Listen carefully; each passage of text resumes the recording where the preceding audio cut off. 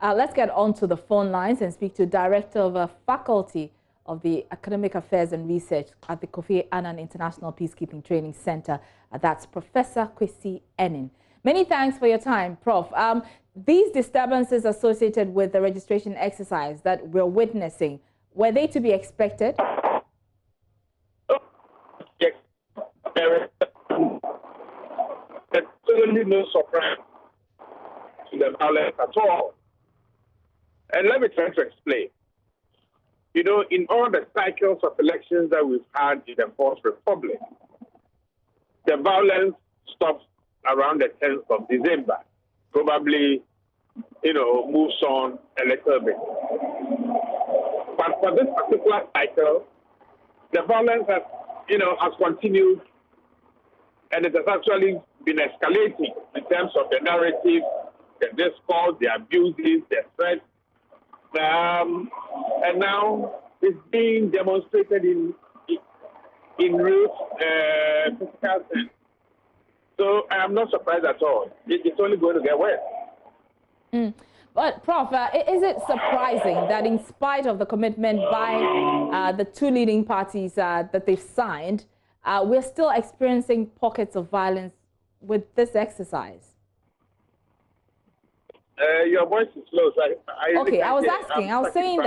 I was making the point that the two leading political parties have signed a document committing to peace, and yet we're still experiencing these pockets of violence with this exercise.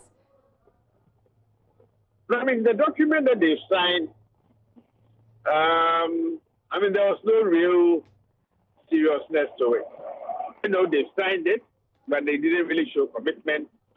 And I think the behavior, as we are seeing now, is reflective of that lack of commitment to the principles and the values and the norms inherent in both the code of conduct and the roadmap. And so it was just a rhetorical flourish. We will sign, we will give some speeches, but that was the end of it. But however, there's something also that I think I will need to flag. Okay. Vigilantism has changed. It has transformed. Vigilantes know that they put people in power and they make people powerful.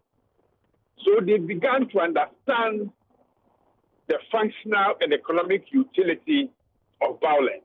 Right. And now they want to use it for themselves. They know and they realize they are an alternative power source. I think your previous speaker was talking about, the police having the authority and the mandate, I think, to intervene and to arrest and prosecute. That is theoretically correct.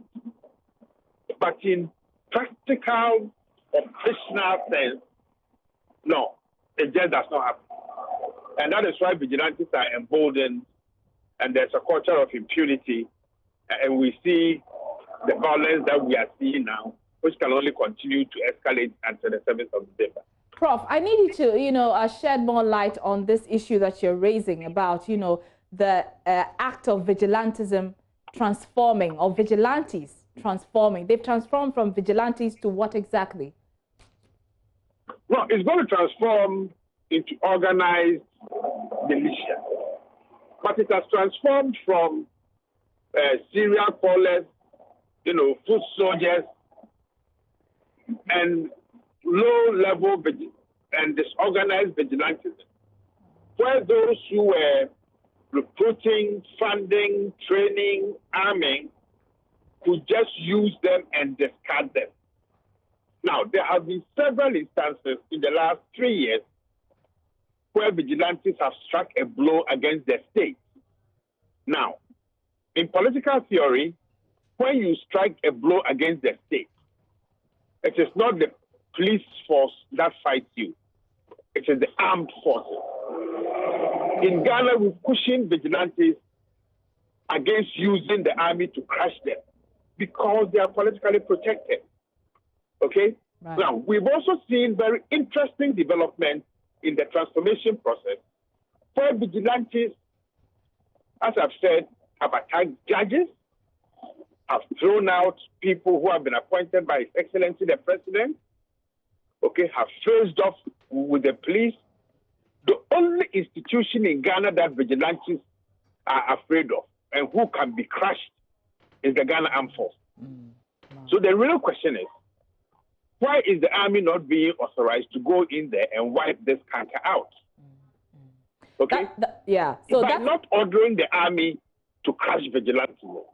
That's the question we'll be putting. Are being given a signal that they are untouchable. Right. And that's a question we'll be putting to the authorities. But let's talk about the security agencies. We've heard the NDC complain about how the police looks on and does nothing when their members are being assaulted. And also they claim that complaints that they file at the police stations are rarely addressed. So how should the security forces ensure peace and serenity during the remaining days of this exercise?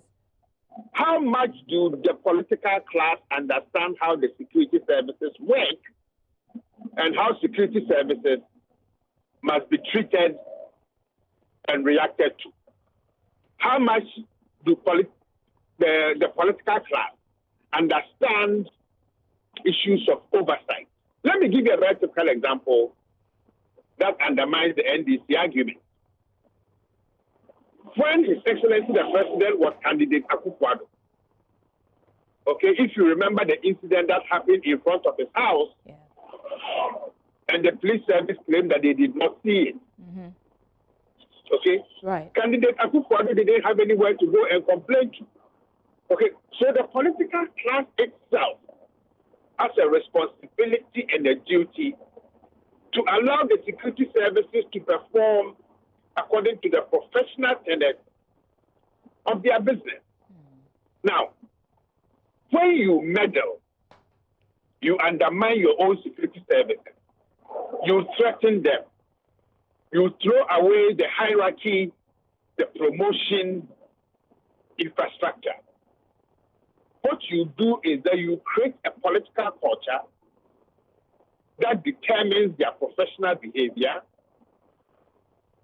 which undermines their self-confidence and ability to protect you when you need it. Interesting. Very quickly, Prof, I'm sure that you've heard the reports of, the parties accusing each other and counter-accusations, especially in the case of the young man who was killed in Banda in the Bono region. He was mistaken to be an NDC man. Do you anticipate we'll see more of these going forward as we head towards the polls? Well, look, the Banda case once more is unfortunate, but it is not surprising. Okay? Let the law work. Otherwise, we are going to see more of this. All right. I mean, the member of, or the contestant in today's paper says what? He's being hunted like a grass cutter. Okay? Now, if you see how grass cutters are hunted, smart, quick, flexible, almost impossible to catch. Right. But now he feels boxed and cornered. Question: were he to run to the nearest police station, will these hoodlums go there and seize him or burn down the police station? Right. Okay, so the ramifications of what we are seeing threatens our very existence. Vigilantism is a threat to Ghana's existence, and we need to securitize it, order the army to crush them and crush their funding. All right. All right. Thank you so much for your time. That's Professor Kwesi Aning. He's with the Kofi Annan International Peacekeeping Center.